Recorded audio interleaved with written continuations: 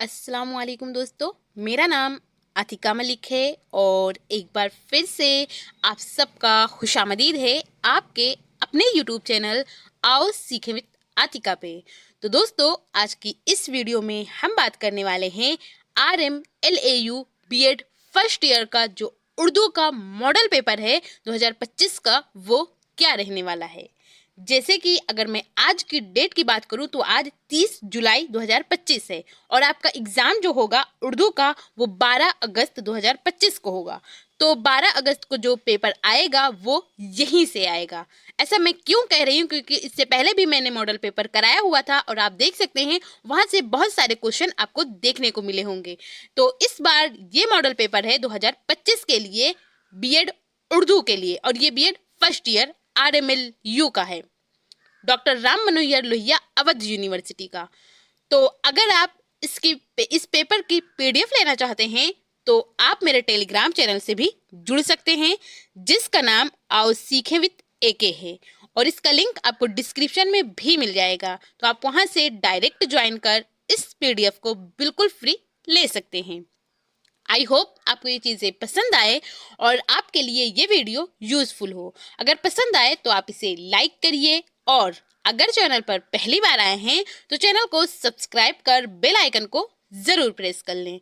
और जो भी दोस्त आपके बीएड में हैं और उन्होंने ऑप्शनल सब्जेक्ट अगर उर्दू लिया हुआ है तो उन तक इसको शेयर कीजिए। तो चलिए शुरू करते हैं। तो देखिए, आपका जो क्वेश्चन पेपर होगा वो 3 हिस्सों में बटा होगा। खंड आ जो होगा यानी हिस्सा अलिफ, उसमें आपसे क्वेश्चन पूछे जाएंगे वेरी शॉर्ट टाइप क्वेश्चंस। और ये क्वेश्चन होंगे, कितने क्वेश्चन होंगे? ये क्वेश्चन होंगे 8। आपको 8 करने होंगे। अभी तक 8 ही आते थे, लेकिन अगर आप 2024 का क्वेश्चन पेपर देखेंगे तो वहां पर 9 क्वेश्चन पूछे गए थे। तो ये 8 या 9 इतने क्वेश्चन होंगे और आपको सारे क्वेश्चन करने होंगे। एक क्वेश्चन करेंगे तब आपको 2.5 नंबर मिलेंगे। इस तरह हिस्सा अलिफ का जो वेरी शॉर्ट टाइप क्वेश्चन होंगे वहां से आपके 20 नंबर होंगे। तो यहाँ पर सबसे पहले एक हिदायत दी जाएगी कि सभी सवालों के जवाब तहरीर कीजिए। हर जवाब तकरीबन 50 अल्फाज पर मुश्तमिल हो। उसके बाद फिर सवाल नंबर पहला आपसे पूछा जा सकता है कि असनाफे सुखन से आप क्या समझते हैं, बयान कीजिए। तो आप जवाब दीजिए और इसमें आप हेडिंग डालिएगा असनाफे सुखन। असनाफे सुखन में लिखिए कि शायर अपने जो जज्बात को अल्फाज का जामा पहनाकर जिन जिन शक्लों में बयान करता है उन्हीं शक्लों को असनाफे सुखन कहते हैं। मिसाल के तौर पर आप जान सकते हैं जैसे कि हमद होता है, फिर आता है नात। तो ये हम कैसे पहचान पाते हैं कि ये हमद है या ये नात है या ये गज़ल है? क्योंकि उसकी अलग अलग खुसूसियात होती है। जैसे हमद है तो उसमें अल्लाह रब्बुल इज़्ज़त की तारीफ बयान की जाती है, तो वो हमद कहलाती है। इसी तरह नात जो होता है उसमें हमारे प्यारे नबी करीम सल्लल्लाहु अलैहि वसल्लम की तारीफ, उनके बारे में चीज़ें बयान की जाती है, वो नात कहलाती है। गज़ल ये औरतों से बातें करना या औरतों की बातें करना, तो उसको गज़ल कहते हैं। फिर आता है मरसिया। मरसिया होता है किसी के रोने पर उसकी खूबियाँ बयान की जाती है, उसको मरसिया कहते हैं। किसी मरे हुए शख्स के बारे में ही हम मरसिया लिख सकते हैं। फिर आता है कसीदा। कसीदा किसी शायर, किसी बादशाह या फिर कोई बड़ा शख्स है, कोई उसके बारे में उसकी खूबियाँ और बुराइयाँ अगर बयान की जाती है, अगर वो जिंदा है तभी। कसीदा जो होता है ये जिंदों की तारीफ होती है और मरसिया क्या होता है, किसी मरने वाले की तारीफ बयान करना, उसके औसाफ, उसकी खूबियों को गिनवाना, ये मरसिया कहलाता है। तो ये सारी चीज़ें किस में आती हैं? ये असनाफे सुखन में आती है। इसके बाद फिर दूसरा क्वेश्चन है कि मकासद उमूमी और मकासद खुसूसी में फ़र्क वाज़े कीजिए। तो इसमें आप जवाब डालिए और पहले हेडिंग डालिएगा मकासद उमूमी। मकासद उमूमी क्या होता है? इसमें आप लिखिए कि तलबा के अदबी ज़ौक़ को निखारना और मादरी ज़बान उर्दू से रोशनास कराना, ये मकासद उमूमी होता है। दूसरा है ज़ख़ीरा अल्फाज में इजाफ़ा कराना। तीसरा आता है नए अल्फाज के माने और उनका इस्तेमाल बताना। चौथा है सही बुलंद ख्वानी की मश्क कराना, प्रैक्टिस कराना। یہ مقاصد عمومی ہیں. اب مقاصد خصوصی کیا ہوتا ہے؟ تو مقاصد خصوصی اس میں ہوتا ہے عبارت میں استعمال کیے گئے نئے الفاظ کو طلبہ سیکھ کر اسے اپنی گفتگو میں یعنی اپنی بات چیت میں اور تحریر میں اپنے لکھنے میں استعمال کر سکیں. دوسرا ہے طلبہ اس قابل ہو سکے کہ وہ عبارت کو خاموشی سے بغیر آواز کیے ہوئے پڑھ کر اس کا مفہوم بتا سکے کہ اس کا کیا معنی ہے. تو یہ مقاصد خصوصی ہوتا ہے. پھر اس کے بعد اگلا آتا ہے ہمارا تیسرے نمبر پہ کہ مشکل الفاظ و جملوں کے مفہوم بیان کر سکیں. چوتھا ہے عبارت کے مفہوم کو سمجھ کر نفس مضمون پر پوچھے گئے سوالات کے جواب دے سکے. تو طلبہ اس قابل ہو سکے. یہ ہمارا کیا کہلاتا ہے؟ مقاصد خصوصی کہلاتا ہے. اس کے بعد پھر تیسرا سوال پوچھا جا سکتا ہے کہ اردو نثر کی تدریس پر روشنی ڈالیے. تو اس میں آپ ہیڈنگ ڈالیے گا کہ اردو نثر کی تدریس، اور اس میں لکھیے گا کہ احساسات اور خیالات کا فطری اور سادہ اظہار صرف نثر ذریعے ہوتا ہے، نثر کے ذریعے ہوتا ہے. نثر یعنی کہ ہندی میں اس کو گد بولتے ہیں. اسی وجہ سے سماجی، ادبی اور سائنسی وغیرہ لکھنے کا ذریعہ زیادہ تر نثر ہے. نثر ہمارا فطری اظہار ہے. یہ نثر کے ذریعے ہی ہے کہ ہم اپنی روزمرہ کی زندگی کے تمام کاموں کو پورا کرتے ہیں. نثر ادب میں کہانی، ناول، مضمون، سوانح وغیرہ لکھنے کا ذریعہ ہے. جیسے ذاتی زندگی کا خط، یہ ہم کیسے لکھتے ہیں؟ یہ ہم نظم میں نہیں لکھتے ہیں بلکہ اس کو ہم نثر کے فارم میں لکھتے ہیں. ڈائری یہ بھی نثر کے فارم میں لکھی جاتی ہے وغیرہ. اردو کے جدید دور کے آغاز سے ہی نثر کی بتدریج ترقی ہوئی. ہمارے بہت سے لین دین کاروباری نثر کے ذریعے ہوتے ہیں. اسکولوں میں نثر کی تدریس ان کاموں کو مؤثر طریقے سے انجام دینے میں مدد کرتی ہے. اس کے بعد پھر اگلا سوال ہے سوال نمبر 4. اس میں پوچھا جا سکتا ہے کہ تدریس اردو میں انداز قدر آزمائش. یہ اردو میں نام دوسرے بھی ہو سکتے ہیں لیکن ساتھ کے ساتھ آپ کو انگلش میں بھی لکھا ہوا دکھے گا. تو انداز قدر آزمائش کہتے ہیں ایویلیوشن کو، یعنی مولیانکن کے مختلف طریقوں پر مختصر طور پر روشنی ڈالیے. تو اس کے جواب میں لکھیے کہ تدریس اردو میں انداز قدر آزمائش یعنی کہ ایویلیوشن، مولیانکن جو ہوتا ہے، جیسے ہم CCE کہتے ہیں، سطت ایوم ویاپک مولیانکن، یعنی سارے مولیانکن اس کے اندر آ جاتے ہیں. وہ مختلف 3 طریقے کے ہوتے ہیں. نمبر 1 پر آتا ہے تشخیصی تشخیص. تشخیصی تشخیص کو ہم نداناتمک مولیانکن کہتے ہیں ہندی میں. اس میں ہوتا ہے کہ مسئلہ کہاں ہے، اس کا پتہ لگانے کے بعد اس سے دور کرنا ہی تشخیصی تشخیص کہلاتا ہے، یعنی نداناتمک مولیانکن کہلاتا ہے. دوسرا ہوتا ہے ابتدائی تشخیص. ابتدائی تشخیص کہتے ہیں رچناتمک مولیانکن کو.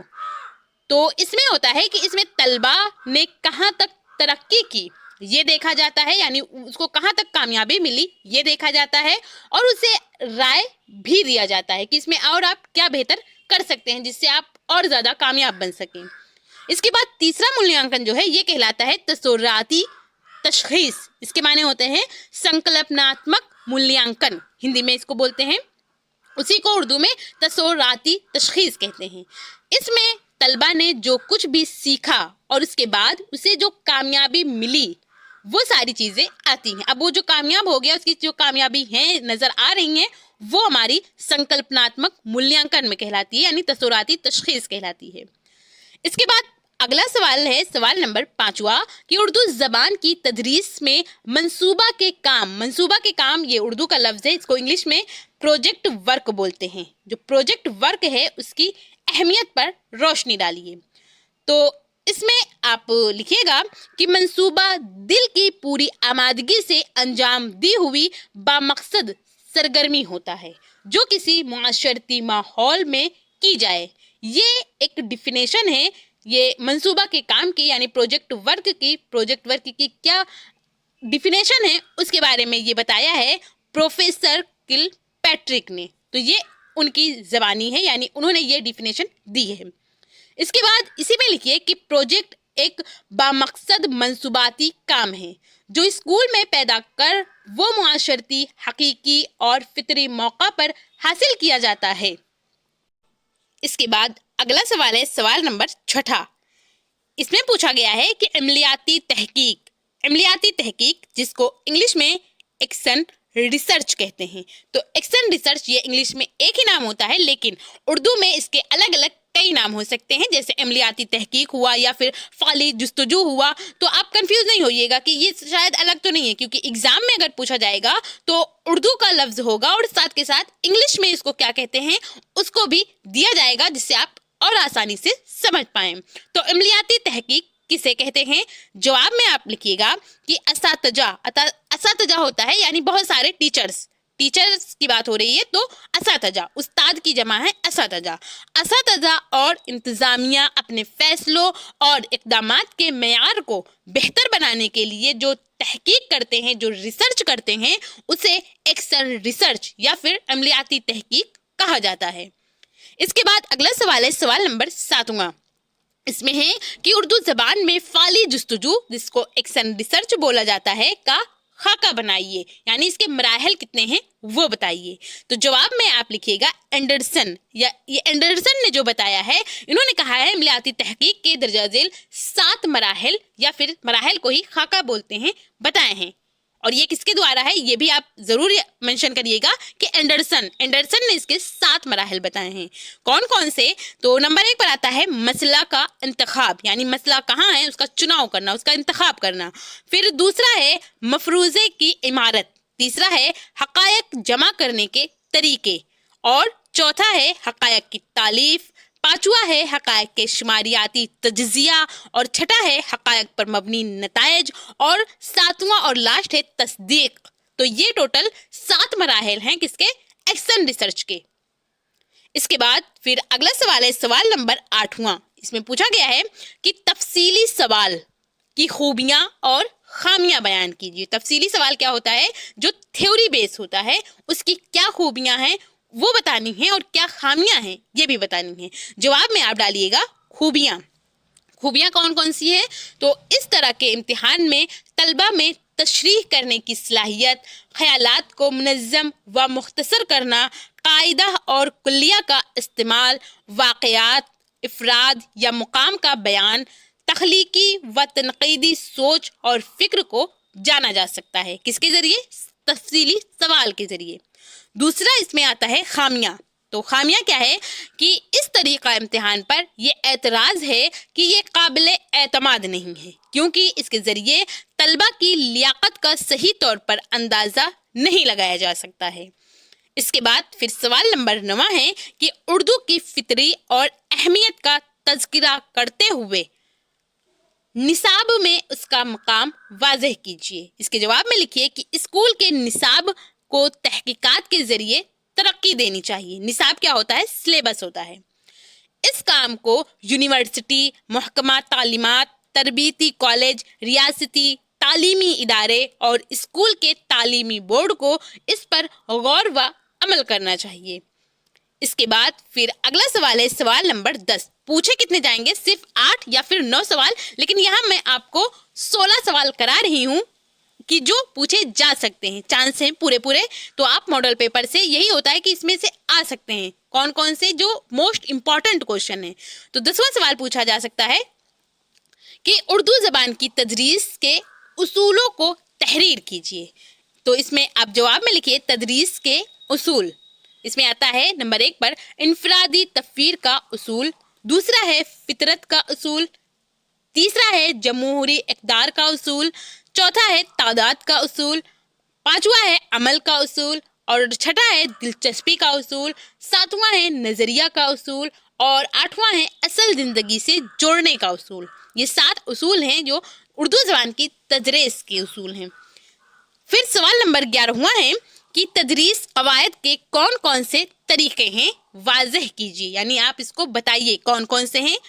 تو جواب میں لکھیے گا پہلا طریقہ آتا ہے لیکچر کا طریقہ. یہ کافی پرانا طریقہ ہے, سب سے پہلے یہی ہوا کرتا تھا لیکچر کے طریقہ. یعنی اس میں کوئی ایک شخص ہوتا تھا, وہ لیکچر دیتا تھا اور سارے جو اسٹوڈنٹ اس کے ہوتے تھے وہ خاموشی سے صرف سنتے تھے. تو وہ زیادہ ایکٹیو نہیں ہوتے تھے, صرف ان کے جو استاد ہوتے تھے وہی ایکٹیو ہوتے تھے, وہی بتاتے تھے. یہاں پر ایک کوئی بولتا ہے اور سارے جو بچے ہوتے ہیں وہ خاموشی سے سنتے ہیں. یہ لیکچر کا طریقہ کہلاتا ہے.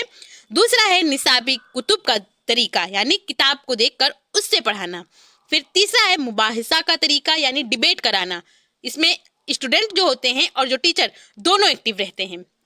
چوتھا ہے پروجیکٹ یا منصوباتی طریقہ. اس میں بھی جو اسٹوڈنٹ ہوتے ہیں وہ ایکٹیو ہوتے ہیں, زیادہ ایکٹیو ہوتے ہیں پروجیکٹ میں, کیونکہ ان کو بنانا ہوتا ہے. لیکن جو استاد ہوتا ہے وہ ان کو بتاتا ہے چیزیں کیسے کیا کرنی ہے, تو وہ صرف ان کو چیزیں بتاتا ہے. لیکن کرنا زیادہ ایکٹیو کون ہوتا ہے اس میں؟ بچے ہوتے ہیں. پھر آتا ہے کہانی کا طریقہ, یعنی اس میں کوئی کہانی بتائی جاتی ہے, سنائی جاتی ہے, اس کے ذریعے علم حاصل کیا جاتا ہے. پھر چھٹا آتا ہے کھیل کے ذریعے تعلیم کا طریقہ, یعنی کھیل کھیل کے ذریعے تعلیم دینا. اس کے بعد پھر اگلا ہے 12واں سوال کہ امدادی اشیاء میں کتب خانہ کی اہمیت بیان کیجیے, یعنی لائبریری جو ہے اس کی کیا اہمیت ہے. تو آپ ہیڈنگ ڈالیے گا امدادی اشیاء میں کتب خانہ کی اہمیت, اور اس میں لکھیے گا کہ امدادی اشیاء میں کتب خانہ کی اہمیت سے انکار ممکن نہیں. ماہرین معلم ہمیشہ کتب خانہ کو اسکول کا لازمی جزو قرار دیتے ہیں. کتاب علم اور فن کا ایسا معلوماتی مخزن ہے جو ایک نسل سے دوسری نسل تک امانت کے طور پر ایک جگہ سے دوسری جگہ بآسانی منتقل ہو سکتی ہے. اسکول میں کتب خانہ کی ضرورت طلبہ میں ادبی ذوق پیدا کرنا اور ان کے لیے تفریحی لٹریچر مہیا کرنا ہے. اسکول کے کتب خانہ سے نہ صرف گھر پر پڑھنے کے لیے کتابیں دی جاتی ہیں, بلکہ اس میں ان کے بیٹھنے اور پڑھنے کے لیے مناسب سہولیتیں بھی فراہم کی جاتی ہیں. اس کے بعد پھر اگلا سوال ہے سوال نمبر 13واں. اس میں پوچھا گیا ہے کہ خاموش مطالعہ کسے کہتے ہیں. اس کے جواب میں لکھیے کہ عبارت کا خاموشی سے مطالعہ کرنا خاموش خوانی کہلاتا ہے یا پھر خاموش مطالعہ کہلاتا ہے. خاموش خوانی کے دوران مطالعہ کی رفتار قدرے تیز ہوتی ہے, ساتھ ہی دماغ کے مختلف قوتیں زائل نہیں ہوتی, بلکہ صرف قوت بصارت سے ہی کام لیا جاتا ہے. بصارت یعنی دیکھنے کے ذریعے ہی اس سے کام لیا جاتا ہے, کیونکہ خاموشی سے صرف دیکھ دیکھ کر ہی ذہن میں ایسے پڑھنا ہوتا ہے, بولنا نہیں ہوتا ہے. اس سے بچوں میں خود اعتمادی پیدا ہوتی ہے اور وہ خاموشی و اطمینان کے ساتھ اپنا کام کرنا سیکھتے ہیں. اس کے بعد پھر اگلا سوال ہے سوال نمبر 14واں. اس میں پوچھا گیا ہے کہ آبجیکٹو امتحانات, یعنی جس کو انگلش میں آبجیکٹو ٹیسٹ بولتے ہیں, کی خوبیاں اور خامیاں بیان کیجیے. اس کے جواب میں آپ لکھیے کہ خوبیاں کیا ہے, پہلے اس کو لکھیے کہ اس طرح کے امتحانات میں حاصل شدہ نمبر قابل اعتبار اور نتیجہ خیز ہوتے ہیں. سوالات اس طرح مرتب کیے جاتے ہیں کہ اس کا جواب ایک ہی ہوگا, خواہ کوئی بھی ممتحن اس کی جانچ کرے. اس سے معلم اور طلبہ دونوں مطمئن رہتے ہیں. اس میں جو سی ٹیٹ کا ایگزام ہوگا, کیونکہ ابھی آپ بیڈ میں ہیں, تو سی ٹیٹ کا جو ایگزام ہوگا وہ اسی طرح آبجیکٹو ٹائپ کوشچن ہوں گے کہ 4 جیسے ایک کوشچن ہوگا اور اس کے 4 آپشن ہوں گے, تو ان میں سے ایک ہی صحیح ہوگا. اس میں آپ تکا لگا کر بھی صحیح کر سکتے ہیں, اور جو جانچنے والا ہوگا وہ بھی اعتماد سے وہی, کیونکہ وہی صحیح ہوگا. اس میں یہ نہیں ہوتا ہے جیسے جو تھیوری بیس کوشچن ہوتے ہیں, تفصیلی سوالات, اس کے جواب آپ کی رائٹنگ کیسی ہے, آپ کے سوچنے کا نظریہ کیسا ہے, آپ نے کیسے لکھا, کس اسپیڈ میں, کس صفائی میں لکھا, تو اس سے نمبر کم زیادہ ہو سکتے ہیں. الگ الگ ٹیچر نمبر کم زیادہ کر سکتے ہیں. لیکن جو آبجیکٹو ٹائپ کوشچن ہوتے ہیں اس میں نمبر ایک ہی, جو صحیح ہے, مان لیجیے آپشن نمبر بی صحیح ہے تو وہ بی ہی صحیح ہوگا, کوئی بھی ٹیچر اس کو چیک کر سکتا ہے. اس کے بعد اس کی خامیاں. اب جب خوبیاں ہیں تو خامیاں ضرور ہوں گی, کیونکہ ہر سکے کے 2 پہلو ہوتے ہیں. اگر ایک ہم کو پتا ہے تو ایک اس کا, اگر ایک اچھا ہے تو ایک برا بھی ہوگا. اب دیکھنے والے کے اوپر یہ ڈیپینڈ کرتا ہے کہ وہ دیکھنا کیا چاہتا ہے. تو خامیاں یہ ہے کہ اس کے ذریعے غور و فکر, تجزیہ اور منظم و مضبوط طریقہ سے اظہار خیال وغیرہ کی جانچ ایک مشکل امر ہے. اس کے بعد پھر سوال نمبر 15واں ہے کہ اردو زبان کی تدریس میں تلفظ کی خصوصی اہمیت ہے، واضح کیجیے۔ تو اس کے جواب میں آپ لکھیے کہ زبان کی تدریس میں تلفظ کی خصوصی اہمیت۔ اب یہ ہے کیا؟ تو ہیڈنگ ڈالیے گا، اس کے بعد لکھیے کہ جذبات اور خیالات کے اظہار اور تبادلے کے لیے ہم زبان کی دو شکلیں استعمال کرتے ہیں، زبانی اور تحریری شکل۔ یہ دو شکلیں ہوتی ہیں زبان اظہار کرنے کے۔ ایک زبانی ہوتی ہے، زبانی زبان کے استعمال کی بنیاد آوازیں ہیں اور ہر آواز کے لیے ایک مقررہ حرف ہے اور اس کے تلفظ کی جگہ بھی متعین ہے۔ اگر ہم خیالات اور احساسات کے اظہار کے وقت آواز کو اس کے مقررہ جگہ سے نہیں نکالیں گے تو ہمارا اظہار ناقص ہو جائے گا، بیکار ہو جائے گا اور زبانی زبان بے معنی اور بے اثر ہو جائے گی۔ خالص تلفظ کے عدم موجودگی میں زبانی زبان غیر فطری اور بے اثر ہو جاتی ہے۔ اکثر ہم اس طرح لکھتے ہیں جیسے ہم بولتے ہیں، لہٰذا تحریری زبان میں بھی وہ نقائص آتے ہیں۔ الفاظ کے املا کی نجاست کی وجہ سے ہمارا تلفظ ناپاک ہو جاتا ہے۔ اس طرح خالص تلفظ کی بہت اہمیت ہے، یہ زبان کی شکل کو بڑھاتا ہے۔ اس کے بعد اگلا سوال ہے سوال نمبر 16واں۔ اس میں پوچھا گیا ہے کہ اردو تدریس میں امتحانات کی خصوصیات بیان کیجیے۔ جواب ڈالیے اور اس میں لکھیے کہ اردو تدریس میں امتحانات کی خصوصیات وہ کیا ہیں، اس کو اس کے اندر لکھیے گا کہ تدریسی عمل کا ایک ضروری و لازم جزو امتحان بھی ہے۔ یہ اتنا ہی ضروری ہے جتنا اس کے دوسرے اجزاء، مثلاً تعلیم کے مقاصد، اس کے حصول کا ایک منظم ضابطہ اور طریقہ تعلیم وغیرہ، تاکہ اس بات کا اندازہ لگایا جا سکے کہ معلم نے معلومات کی فراہمی، سماجی شعور، جمالیاتی احساس، جذباتی توازن اور اخلاقی اقدار وغیرہ میں کہاں تک کامیابی حاصل کی ہے اور انہیں کس حد تک طریقہ تعلیم میں تبدیلی کی ضرورت ہے۔ یہ اس سے پتہ چلتا ہے جب ہم امتحان لیتے ہیں، بچے کا ٹیسٹ لیتے ہیں، تبھی ہم کو یہ پتہ چلتا ہے کہ اس کو کیسے اور بتانا ہے کہ وہ اور بہتر کر پائے۔ اس کے بعد پھر آتا ہے دوسرا حصہ، یہ ہوگا شارٹ ٹائپ کوشچن، اور یہاں سے آپ کو 2 کوشچن کرنے ہیں۔ ایک کوشچن کریں گے تو آپ کو 10 نمبر ملے گا، اس طرح ٹوٹل آپ کے یہاں سے 20 نمبر ہو جائیں گے حصہ با سے۔ تو اس میں بھی ایک ہدایت دی گئی ہے کہ اس حصہ سے 2 سوالوں کے جواب تحریر کیجیے، لیکن ایگزام میں آپ سے 4 سوال پوچھا جائے گا، لیکن کرنا 2 ہوگا، 2 آپ چھوڑ سکتے ہیں۔ جو کھنڈ آ ہے یعنی حصہ الف ہے، وہاں جتنے سوال پوچھے جائیں گے سارے کرنے ہیں، ایک بھی آپ کو یا لگا ہوا نہیں ملے گا، لیکن جو حصہ با ہے اس میں آپ کو یا لگا ہوا دیکھنے کو ملے گا۔ تو 4 سوال ہوں گے لیکن آپ کو 2 کرنے ہیں جو کم از کم 200 الفاظ پر مشتمل ہوں۔ تو سوال نمبر پہلا ہے کہ اردو نصاب سے آپ کیا سمجھتے ہیں؟ اردو نصاب کی ضرورت پر روشنی ڈالیے۔ نصاب یعنی کہ کیریکولم، جس کو ہم بولتے ہیں پاٹھکرم، سلیبس۔ تو لفظی طور پر نصاب یعنی کیریکولم۔ کیریکولم ایک لاطینی، ایک ودیشی لفظ کیوریرے سے ماخوذ ہے، کیوریرے سے لی گئی ہے، جس کے معنی دوڑنا ہوتا ہے۔ اس طرح نصاب کے معنی دوڑنے کا راستہ یا ایک میدان ہے جس میں دوڑ لگائی جائے تاکہ منزل مقصود تک پہنچا جائے۔ اور پھر اس کے بعد اب یہ تو کیا معنی ہیں نصاب کے، اس کے بارے میں جانا۔ اب ہم بات کرتے ہیں اس کی ڈیفینیشن کیا ہے۔ تو ڈیفینیشن میں آپ لکھ سکتے ہیں کہ نصاب ان تمام تجربات پر مشتمل ہے جو تعلیم کے مقاصد کو حاصل کرنے کے لیے اسکول کے ذریعے استعمال میں لائے جاتے ہیں۔ یہ ڈیفینیشن کس نے دی ہے؟ منرو نے دی ہے۔ یہ ڈیفینیشن منرو کی ہے۔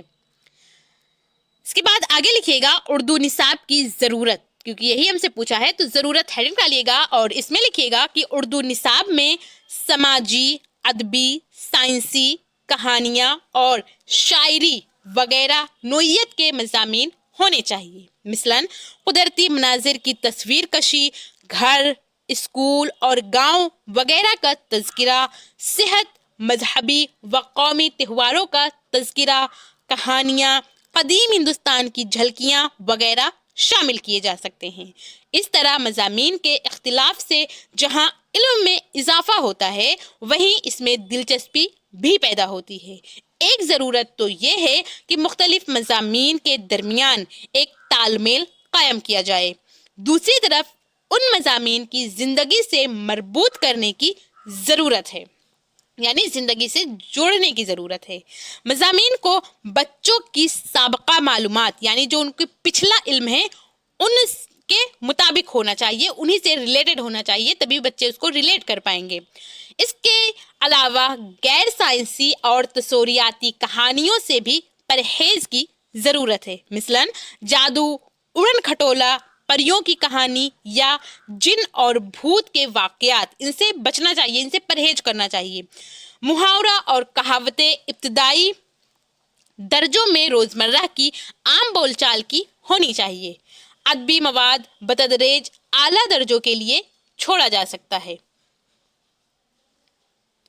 ابتدائی درجوں کے لیے بنیادی ذخیرہ الفاظ طے کیے جا سکتا ہے جو کہ مقامی ماحول کے مناسبت سے عام خیالات کو عام فہم زبان میں ادا کر سکے، لیکن اس بات پر بھی نظر رکھنے کی ضرورت ہے کہ یہ نہ تو انتہائی آسان ہو، یعنی بہت زیادہ ایزی نہ ہو کہ طلبہ اس میں دلچسپی نہ لیں، اور نہ ہی انتہائی مشکل۔ اب بہت زیادہ مشکل ہوگا تب بھی بچے اس سے گریز کریں گے، بچیں گے۔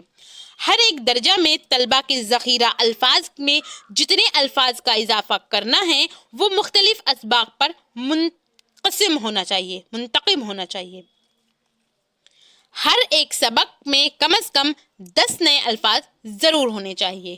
کسی بھی سبق میں جو بھی نئے الفاظ لائے گئے ہیں ان کا استعمال سبق میں بار بار ہونا چاہیے تاکہ وہ لفظ جلد بھلایا نہ جا سکے، کیونکہ طلبہ میں ایک عام رجحان نئے الفاظ کو یاد کرتے ہوئے پرانے الفاظ کو بھول جانے کا بھی ہوتا ہے۔ مضامین اگر بیانیہ ہو، ساتھ ہی کسی قصہ یا کہانی پر مشتمل ہو تو سمجھنے میں آسانی رہتی ہے۔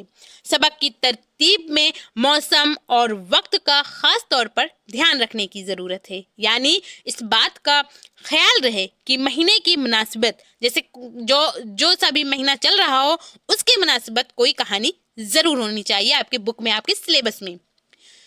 کوئی مضمون لڑکے کو پڑھایا جائے تاکہ اس کا خاص اثر ہو۔ اس کے بعد سوال نمبر دوسرا ہے کہ تدریس نظم کے ملحوظات قلم بند کیجیے۔ یہ آپ سے شارٹ ٹائپ کوشچن میں بھی اور لانگ ٹائپ کوشچن میں بھی پوچھا جا سکتا ہے، تو جہاں پوچھا جائے گا اسی کے اکارڈنگ ہم اس کو کم یا زیادہ لکھیں گے۔ جواب میں آپ ڈالیے گا کہ مختلف سطحوں پر تدریس نظم کے ملحوظات کی تعلیم کے مقاصد مندرجہ ذیل ہیں۔ کون کون سے ہیں؟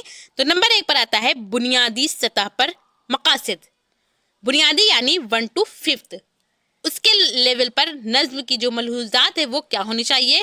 تو نمبر 1 پر ہے نظم کے ذریعے مسرت کا ماحول پیدا کرنا، یعنی خوشی کا ماحول پیدا کرنا۔ دوسرا ہے اداکاری کے ذریعے نظم پڑھنا اور پیش کرنا، یعنی کوئی ایکشن بھی ہونا چاہیے، چھوٹے سے بچے ہیں تو ان کو سمجھ میں آنا چاہیے، دلچسپی لیں وہ۔ جانوروں اور پرندوں کی نظمیں پڑھنا، کیونکہ چھوٹے بچے ہیں تو وہ جانوروں اور پرندوں کی نظموں کو پڑھنے سے خوشی محسوس کریں گے اور زیادہ ان کو مزہ آئے گا۔ نظم میں دلچسپی پیدا کرنا، اور پھر ہے رفتاریاتی تال اور لہجے کا علم فراہم کرنا۔ اسی میں ہے گروپ گانوں کے ذریعے اتحاد کا تعارف کرانا، گروپ میں ایسے پڑھانا، اور پھر ہے اشعار کی بنیاد پر تسبیح پڑھنا۔ اور اس کے بعد آتا ہے ثانوی سطح پر مقاصد۔ ثانوی سطح کیا ہوتا ہے؟ 6 to 8 ہوتا ہے۔ بنیادی جو اس سے پہلے تھا وہ 1 to 5th تھا، اب یہ 6 to 8، اتنے سال کے بچوں کو ہم کیسے پڑھائیں؟ اس میں تاثرات کو سمجھنے کی صلاحیت فراہم کرنا چاہیے۔ دوسرا ہے نظم کا حافظہ، اب پہلے تو اس کو بتانا چاہیے لیکن یہاں پر ان کو حافظہ یعنی نظم کو یاد بھی کرانا چاہیے۔ تیسرا ہے شعری لہجے، مناسب رفتاریاتی تال، احساس اور صعودی نزولی کا علم حاصل کرنا۔ پھر چوتھا ہے تھیٹر کے ذریعے شاعری پیش کرنا۔ اس کے بعد آتا ہے اعلیٰ ثانوی سطح پر مقاصد۔ اعلیٰ ثانوی کیا ہوا؟ ابھی تک تو 1 to 5th، پھر 6 to 8، تو یہ 9 to high school, 9 and high school, جو کلاس 10 ہے، اتنے بڑے بچوں کو کیسے پڑھائیں؟ اس میں شاعر کے احساس سے آگاہ کرنا چاہیے بچوں کو، طلبہ کے تخیل کی طاقت کو فروغ دینا چاہیے، خوبصورتی کا علم دینا چاہیے، طلبہ کے منطق، سوچ اور تخیل کی طاقت کو فروغ دینا چاہیے۔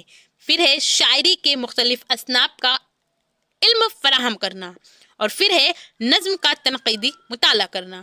پھر آتا ہے حرکات، چڑھائی اور نزول کی ترتیب میں اشعار سنانے کی صلاحیت فراہم کرنا، طلبہ کو نظمیں لکھنے کی ترغیب دینا۔ ابھی جب بہت زیادہ چھوٹے بچے تھے 1 to 5 کے تھے، تب ان کو صرف بتانا، سنانا، کیونکہ جانوروں کے اور پرندوں کے ذریعے اور یہ ساری چیزیں ایڈ کرنا ان نظموں میں۔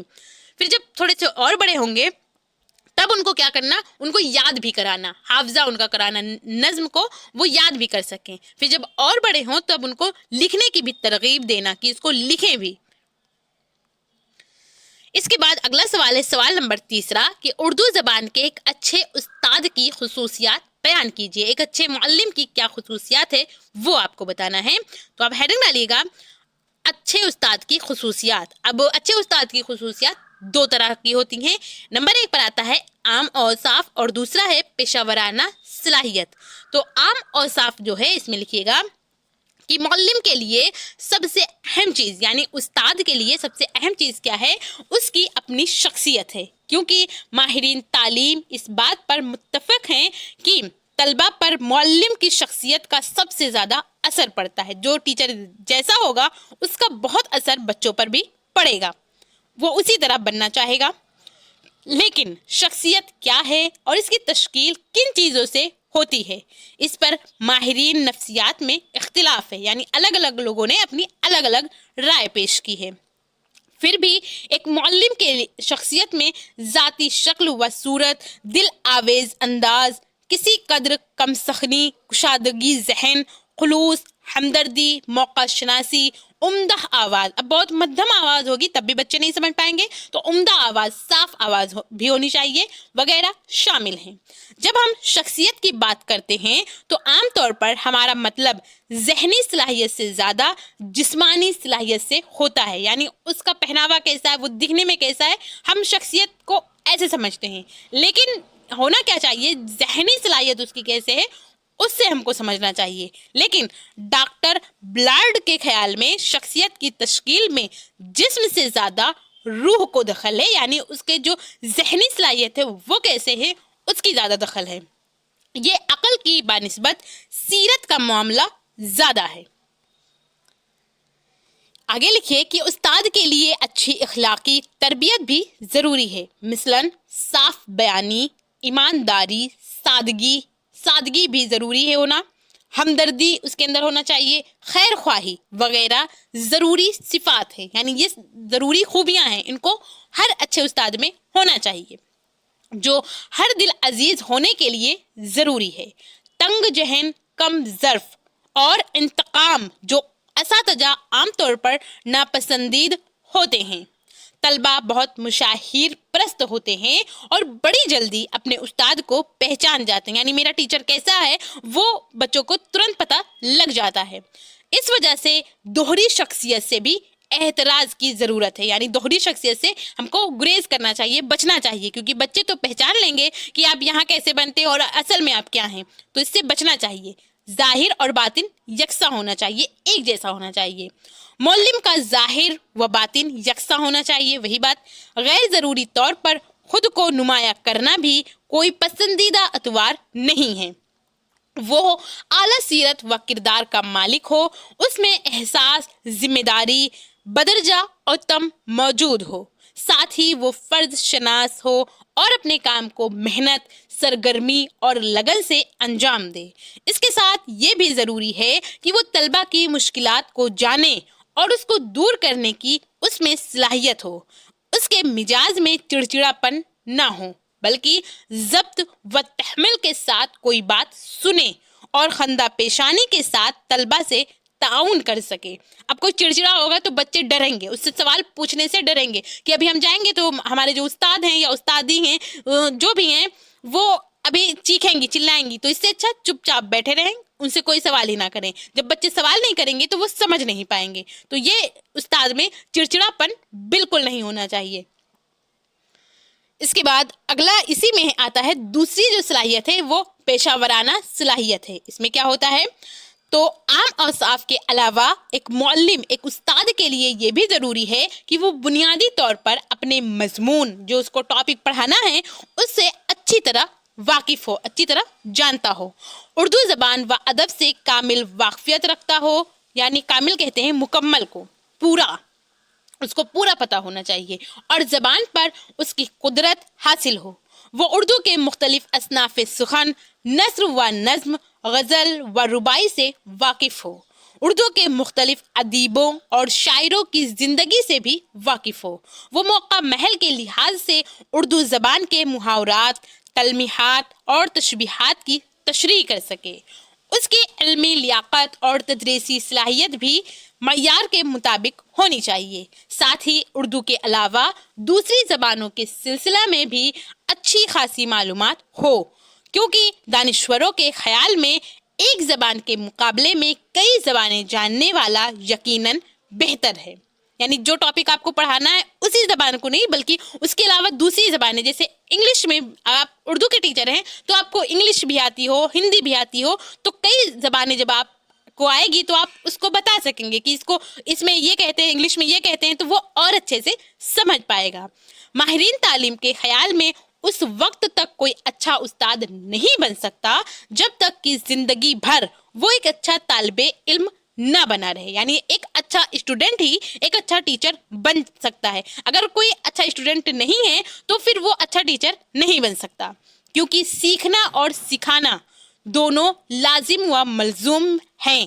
اور حقیقت میں تعلیم کی ابتدا یعنی تعلیم کی شروعات جو ہے یہ ڈگری کے حصول کے بعد ہی ہوتی ہے. جب آپ ڈگری لے رہے ہوتے ہیں تب نہیں ہوتی، بلکہ ڈگری حاصل ہو چکی ہوتی ہے اس کے بعد ہی اصل تعلیم آپ کی جو شخصیت میں ہے وہ جھلکتا ہے. اس سے پتہ چلتا ہے کہ آپ کتنے پڑھے لکھے ہیں. بہت سارے پڑھے لکھے بھی ان پڑھ کی طرح بیہیویئر کرتے ہیں اور بہت سارے ان پڑھ بھی ہوتے ہیں تو وہ ان کو صلاحیت ہوتی ہے وہ چیزوں کی تو وہ اچھا کر پاتے ہیں.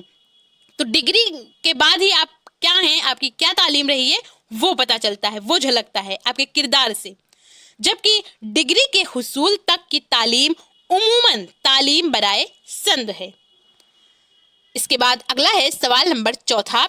اس میں پوچھا گیا ہے کہ اردو تدریس میں امتحانات کی خصوصیات بیان کیجیے اور آبجیکٹو ٹیسٹ کی خوبیاں اور خامیوں کو بیان کیجیے.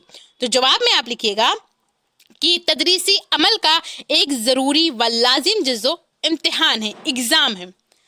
یہ اتنا ہی ضروری ہے جتنا اس کے دوسرے اجزاء، مثلاً تعلیم کے مقاصد، اس کے حصول کا ایک منظم ضابطہ اور طریقہ تعلیم وغیرہ، تاکہ اس بات کا اندازہ لگایا جا سکے کہ معلم نے معلومات کی فراہمی، سماجی شعور، جمالیاتی احساس، جذباتی توازن اور اخلاقی اقدار وغیرہ میں کہاں تک کامیابی حاصل کی ہے اور انہیں کس حد تک طریقہ تعلیم میں تبدیلی کی ضرورت ہے. یہ پتہ لگ پاتا ہے ایک استاد کو کہ جو ہم بچوں کو بتا رہے ہیں، پڑھا رہے ہیں، وہ کچھ سیکھ بھی رہے ہیں یا نہیں. کیونکہ ایگزام لینا اسی لیے ضروری ہوتا ہے جس سے پتہ چلتا ہے بچوں کے بارے میں کہ ہم ان کو کس طریقے سے پڑھائیں تو یہ اور بہتر طریقے سے سیکھ سکتے ہیں.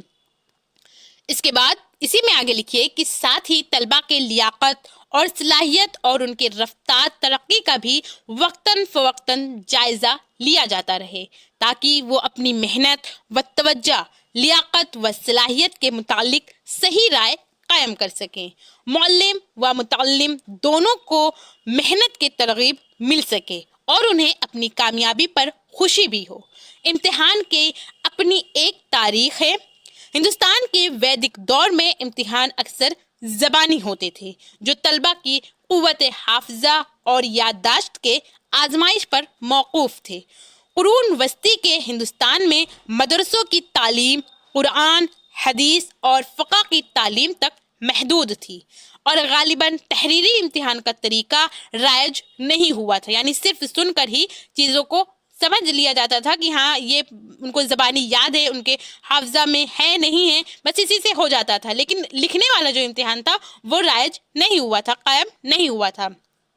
ہندوستان کا جو موجودہ طریقہ امتحان ہے یہ برطانوی نظام تعلیم کی دین ہے، یعنی یہ دوسرے ممالک سے لیے گئے ہیں. برطانیہ جو نظام ہے یعنی برٹن کی سرکار ہے وہاں سے یہ جو طریقہ تعلیم ہے یہ لیا گیا ہے کہ ایسے ایگزام لیا جائے، پڑھا جائے، لکھا جائے، یعنی ہر طرح سے بچے کے ہر نظریے سے دیکھا جا سکتے، ان کو ان کے ایگزام لیا جا سکتے، ان کو سکھایا جا سکے. تو وہ ہر طریقے سے صرف سن کر ان کو کتنا یاد ہو پاتا ہے اسی سے نہیں، بلکہ ان سے کوئی سوال پوچھ کر یا پھر کچھ لکھا کر ایسے الگ الگ چیزوں سے ان کا امتحان لیا جاتا ہے.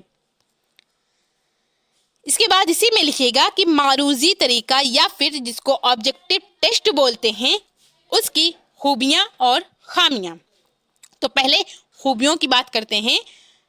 خوبیاں: اس طرح کے امتحانات میں حاصل شدہ نمبر قابل اعتبار اور نتیجہ خیز ہوتے ہیں. سوالات اس طرح مرتب کیے جاتے ہیں کہ اس کا جواب ایک ہی ہوگا، خواہ کوئی بھی ممتحن اس کی جانچ کرے. اس سے معلم اور طلبہ دونوں مطمئن رہتے ہیں. اس طرح کے امتحانات میں جوابات کے مختصر اور واضح ہونے کی وجہ سے کم از کم وقت میں ممتحن زیادہ سے زیادہ جوابات کی جانچ کر سکتا ہے. جو آبجیکٹیو ٹائپ کوشچن ہوتے ہیں جیسے کہ ٹک لگانے والا جو ہوتا نہیں ہے، ایک کوشچن پوچھا جائے گا اور اس میں کتنے 4 آپشن ہوں گے، جیسے کہ آپ کا ایگزام ہوگا سی ٹیٹ کا یا پھر یو پی ٹیٹ کا، تو یہ اسی طرح ہوں گے. ٹک لگانے والا ہوگا جس کو ہم آبجیکٹیو ٹیسٹ بولتے ہیں. تو یہ کم وقت میں زیادہ سے زیادہ کاپیوں کو جانچی جا سکتی ہے کیونکہ ایک ہی صحیح ہوگا، اس میں کوئی بھی استاد چیک کر سکتا ہے، کوئی مشکل نہیں ہوتی ہے. اور اس طرح کے امتحانات میں رٹنے کی زیادہ ہمت افزائی نہیں ہوتی ہے. رٹنا کس میں پڑتا ہے؟ جو تفصیلی سوالات ہیں یعنی تھیوری بیس کوشچن ہوتے ہیں وہاں پر رٹنے کی ضرورت ہوتی ہے. آپ رٹ کر آپ کو پتا ہے کہ ہاں یہ کوشچن آئے گا تو آپ رٹ کر اس کو یاد کر سکتے ہیں اور پھر ایگزام میں لکھ سکتے ہیں. آپ کی رائٹنگ اچھی ہے، آپ کے لکھنے کا طریقہ اچھا ہے، تو اس سے الگ الگ استاد جو ہوں گے آپ کو وہ اچھا نمبر دیں گے. کسی کو کیسا لگ جائے کسی کو کیسا، تو اس میں ایک جیسا نمبر نہیں ہوتا ہے. اب بات کرتے ہیں اس کی خامیاں کیا ہیں. تو خامیاں ضرور ہوں گی کیونکہ جب خوبی ہے تو خامیاں ضرور ہوگی. ماہرین تعلیم اس بات پر متفق ہیں کہ آموزش اور خیالات کے کچھ پہلو ایسے بھی ہیں جس کو اس طریقے کے امتحانات سے جانچا نہیں جا سکتا. مثلاً رویے کی تبدیلی، تحسین، طلبہ کی دلچسپی اور اس کے نظریات و خیالات، اس کی جانچ نہیں کی جا سکتی آبجیکٹیو ٹائپ ٹیسٹ سے. اور دوسرا ہے کہ اس کے ذریعے غور و فکر، تجزیہ اور منظم و مضبوط طریقہ سے اظہار خیال وغیرہ کی جانچ ایک مشکل امر ہے، وہ نہیں ہو سکتی. اس کے بعد اب ہم بات کرتے ہیں حصہ تا کی، جو ہے long type question. Long type question بھی آپ سے 2 پوچھے جائیں گے اور ایک سوال جب آپ صحیح لکھیں گے تو آپ کو 20 نمبر ملیں گے. اس طرح ٹوٹل آپ کے اس حصے سے 40 نمبر ہو جائیں گے. اور جو پورا کوشچن پیپر ہوگا وہ کتنے نمبر کا ہوگا؟ 80 نمبر کا. 40 حصہ تا سے، 20 نمبر حصہ با سے اور 20 نمبر ہی حصہ آ سے. تو اس طرح 20 اور پھر 40، 80 نمبر ہو جائیں گے. یہاں پر ہدایت دی جائے گی ایک آپ کو کہ اس حصہ سے 2 سوالوں کے جواب تحریر کیجیے. یہاں پر بھی آپ کو 4 کوشچن دیکھنے کو ملیں گے ایگزام میں، لیکن آپ کو کرنے صرف 2 ہیں. ہر جواب تقریباً 500 الفاظ پر مشتمل ہو. سوال نمبر پہلا اس میں پوچھا جا سکتا ہے کہ اردو زبان کی تدریس میں عضلاتی جانچ اور مداواتی تجریس، اب یہ نام چینج ہو سکتے ہیں، تو ساتھ میں انگلش آپ ضرور دیکھیے گا کیونکہ انگلش بھی ہوگا آپ کے کوشچن میں. ڈائگنوسٹک ٹیسٹ اور ریمیڈیل ٹیچنگ جس کو انگلش میں بولتے ہیں، اسی کو اردو میں عضلاتی جانچ اور مداواتی تدریس یا پھر اس کے دوسرے اور بھی نام ہو سکتے ہیں. اس کی اہمیت آپ کو بتانا ہے. تو یہ لانگ ٹائپ کوشچن ہے تو اس کو ہم پہلے اس کی ڈیفینیشن بھی بتائیں گے، پھر آگے چل کے ایسے ساری چیزیں بتائیں گے کیونکہ 500 الفاظ میں ہم کو اس کو لکھنا ہے. تو جواب ڈالیے اور اس میں ہیڈنگ ڈالیے گا عضلاتی جانچ اور ڈائگنوسٹک ٹیسٹ جس کو بولتے ہیں وہ.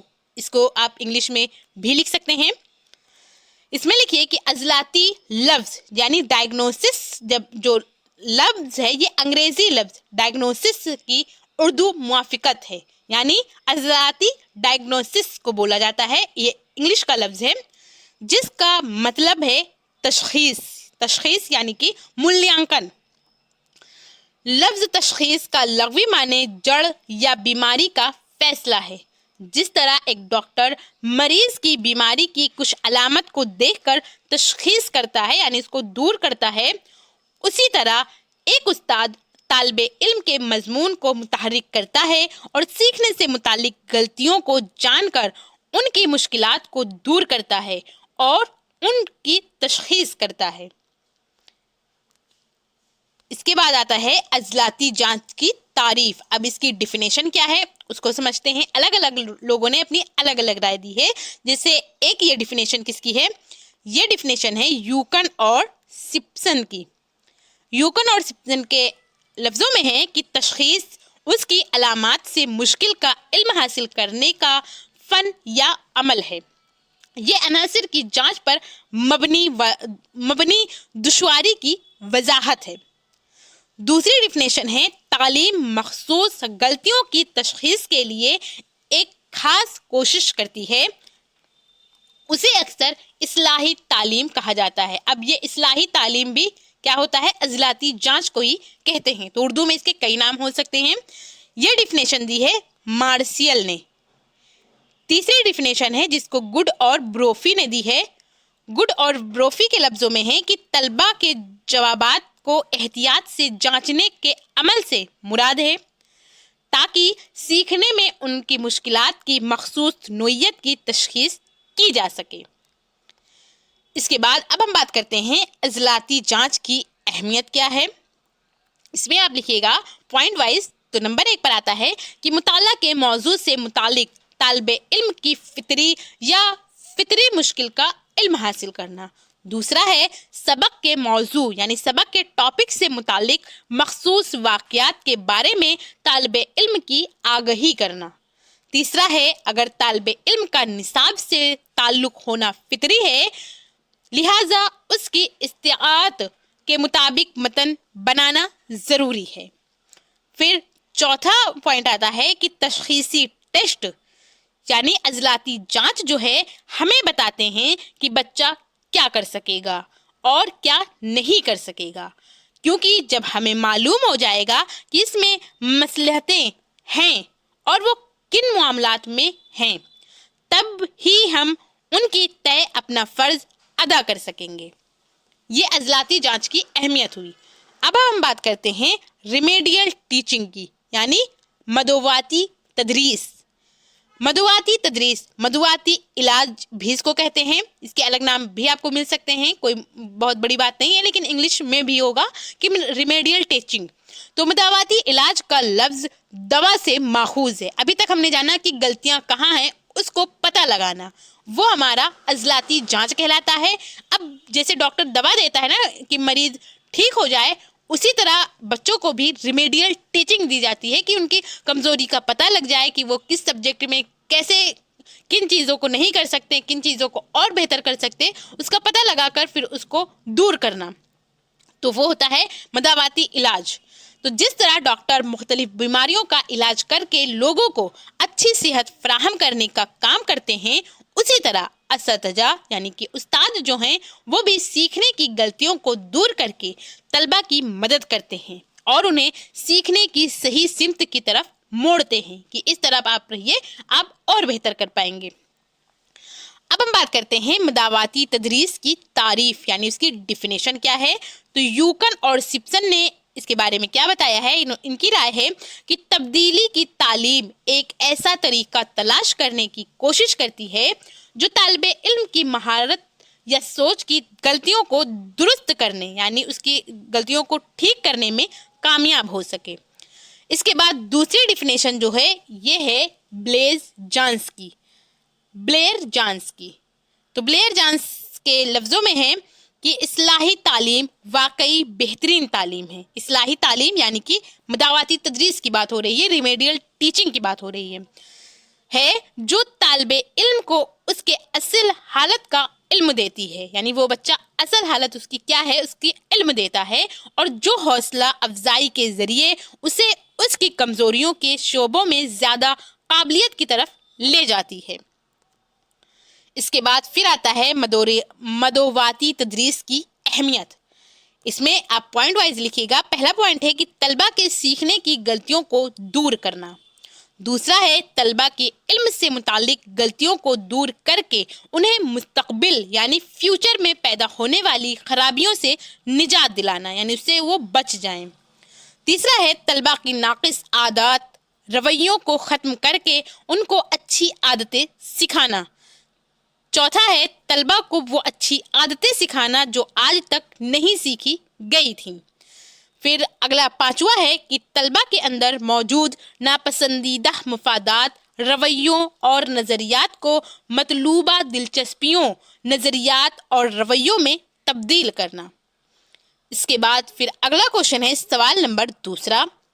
اس میں پوچھا جا سکتا ہے کہ اردو ادب کی تدریس میں سمعی اور بصری آلات، جس کو ہم آئیڈیو ویژول ایڈس کہتے ہیں، کی ضرورت اور اہمیت کا تذکرہ کرتے ہوئے مثالیں پیش کیجیے.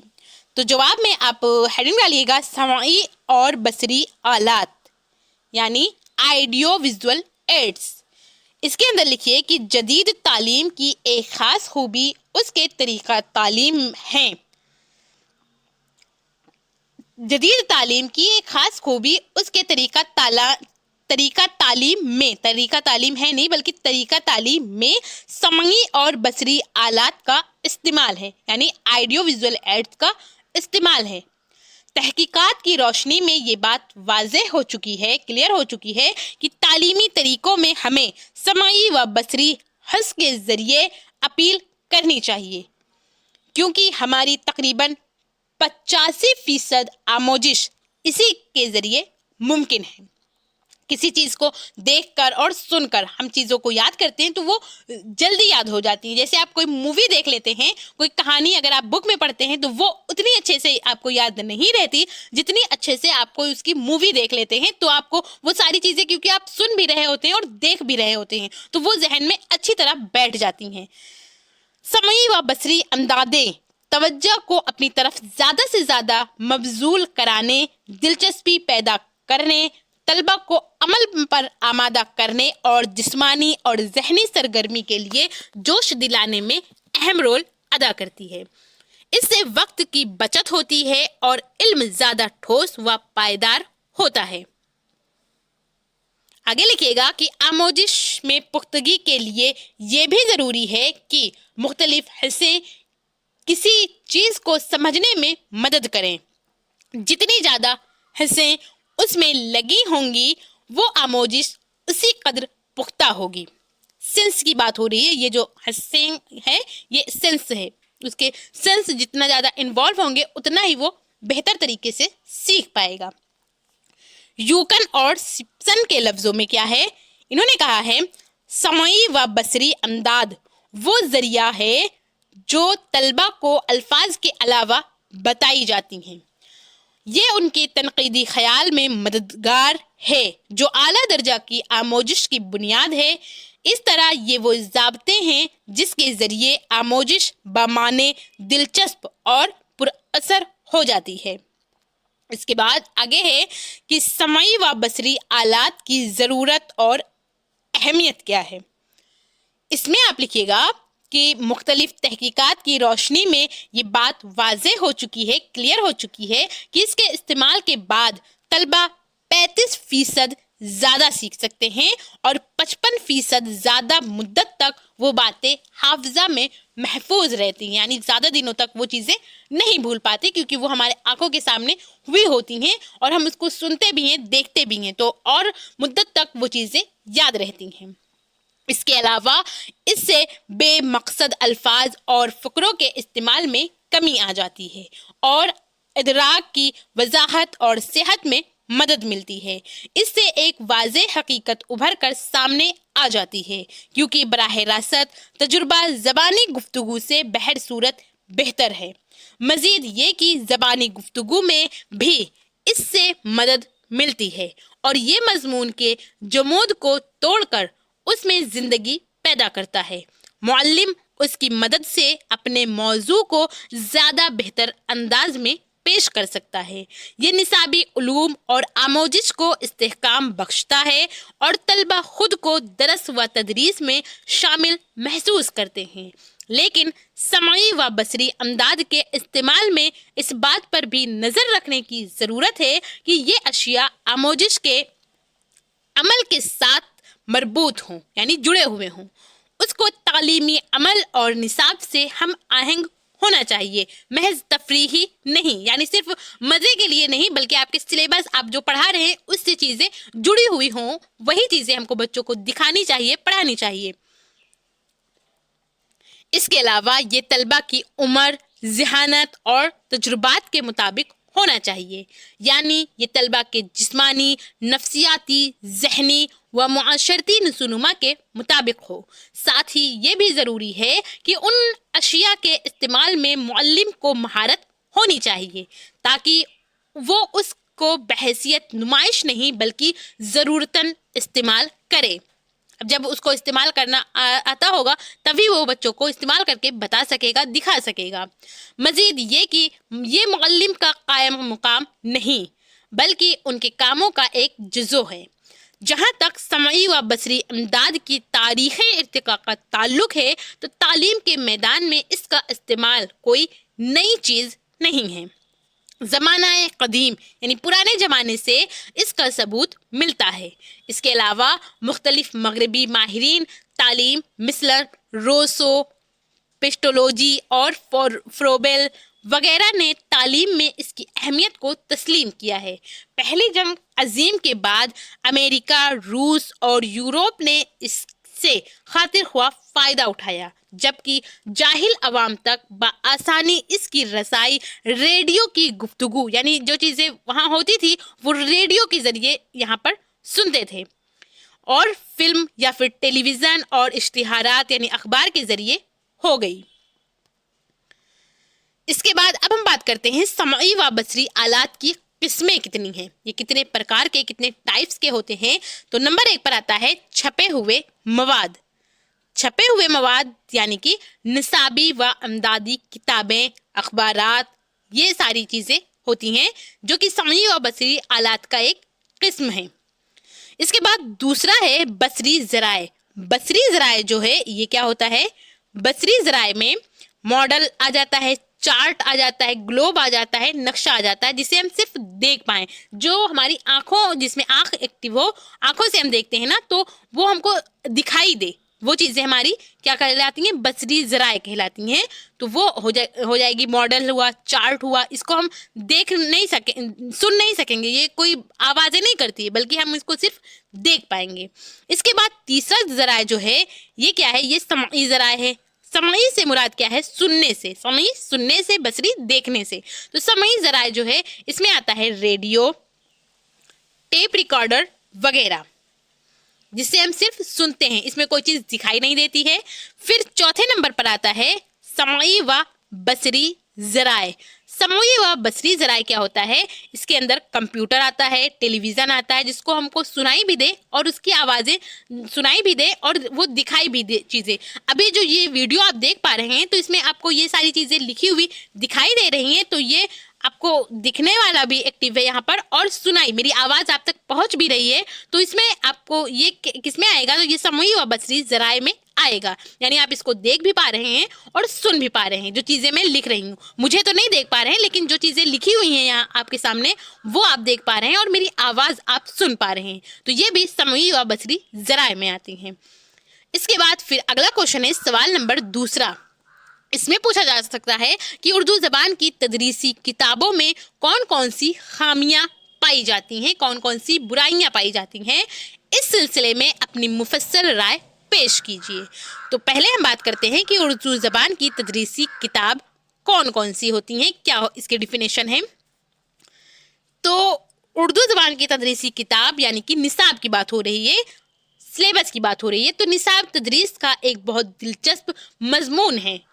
کچھ عرصہ پہلے تک یہ لفظ بہت تنگ معنی رکھتا تھا، لیکن اب ہم نصاب میں اسکول کے تمام تجربات شامل کر رہے ہیں۔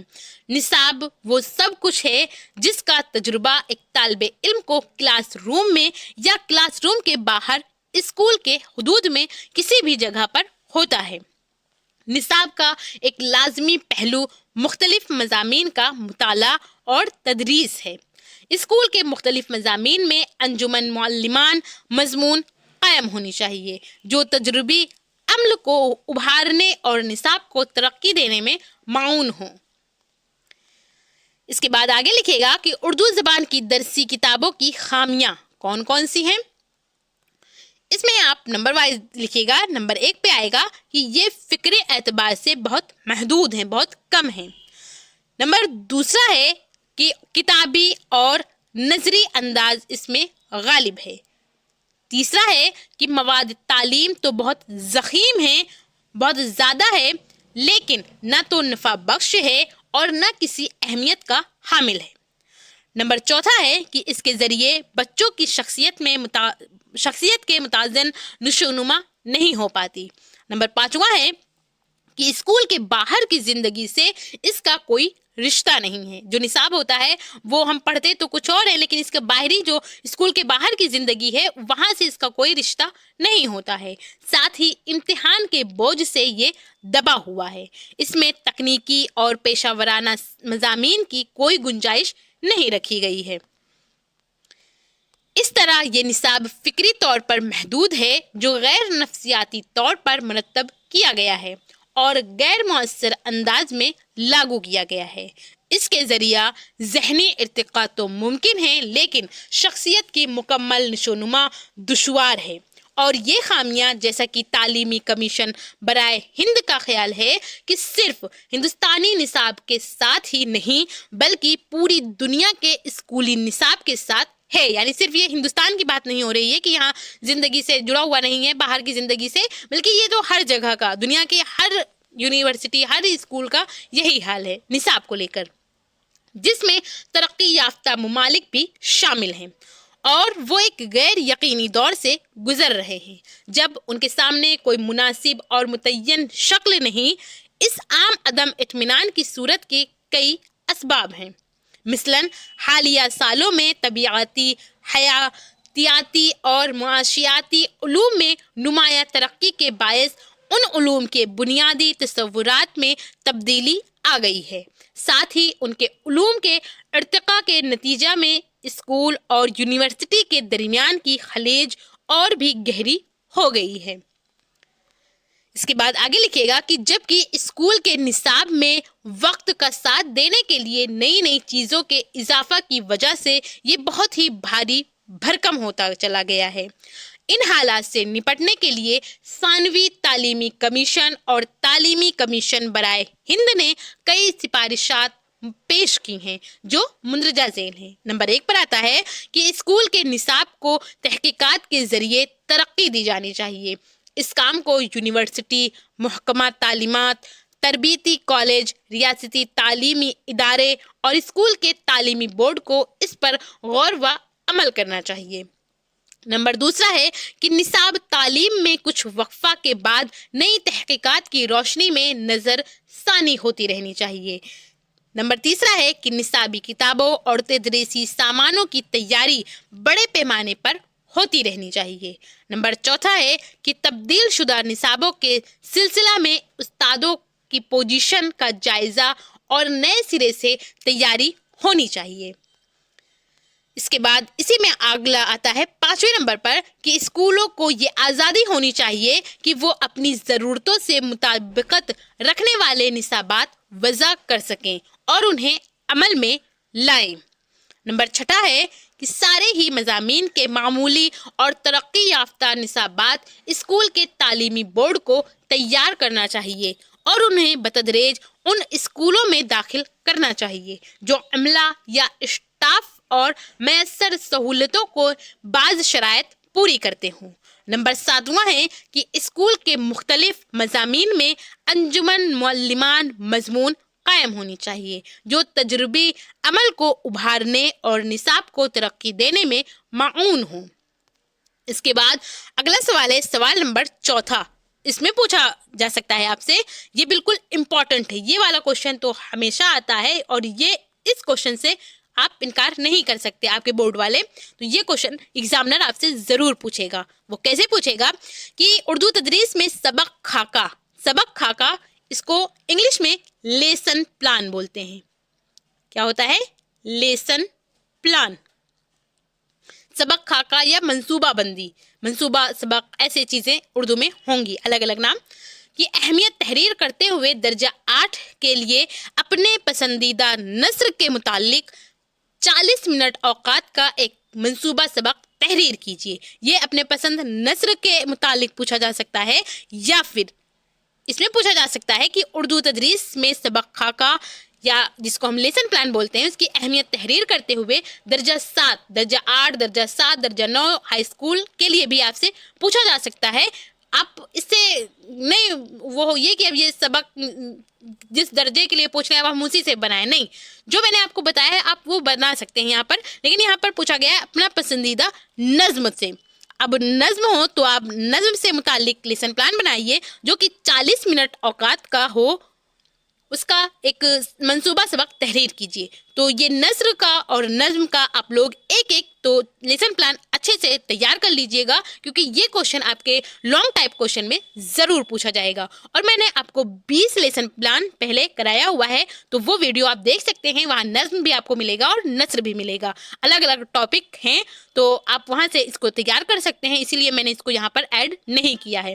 تو آپ یا پھر 2 کوشچن تیار کر لیجئے، یا پھر لانگ میں ایک کوشچن اور اس کو ایک لیسن پلان پورا اچھے سے تیار کریے گا. اور کیونکہ اس کو آپ کو لکھنا ہوگا، بنانا ہوگا لیسن پلان. تو اس طرح آج کی اس ویڈیو میں ہم لوگوں نے جانا بی ایڈ فرسٹ ایئر کا جو ماڈل پیپر ہے اردو کا 2025 کے لیے وہ کیا ہے، اور آپ لوگ یہ ماڈل پیپر سالو کریے. اس کے ساتھ ساتھ آپ لوگ کم سے کم 5 سال کا جو ماڈل وہ کوشچن پیپر ہے PYQ اس کو ضرور دیکھیے گا. میں نے ایک پلے لسٹ بنائی ہوئی ہے 2016 سے لے کر 2024 تک کے جو کوشچن پیپر پوچھے گئے ہیں وہ کون کون سے سوال ہیں وہ بھی بتایا ہے، اور اس کے جواب کیا رہیں گے وہ بھی میں نے آپ کے ساتھ ڈسکس کیا ہے. تو آپ اتنے تو نہیں لیکن کم سے کم 5 ایئر کا یعنی 5 سال کا ضرور کوشچن پیپر کو سالو کریے گا، جس سے آپ کو آئیڈیا لگے گا کہ کوشچن جو ہیں کون سے ایسے ہیں جو بار بار ریپیٹ ہوتے ہیں اور کیسے کوشچن پوچھے جاتے ہیں.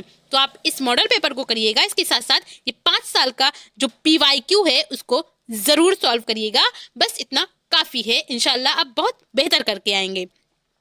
تو اگر آپ اس کی PDF لینا چاہتے ہیں تو آپ میرے ٹیلی گرام چینل سے بھی جڑ سکتے ہیں، جس کا نام آؤ سیکھیں وتھ AK ہے، اور اس کا لنک آپ کو ڈسکرپشن میں بھی مل جائے گا. تو آپ وہاں سے ڈائریکٹ جوائن کر اس PDF کو بالکل فری لے سکتے ہیں.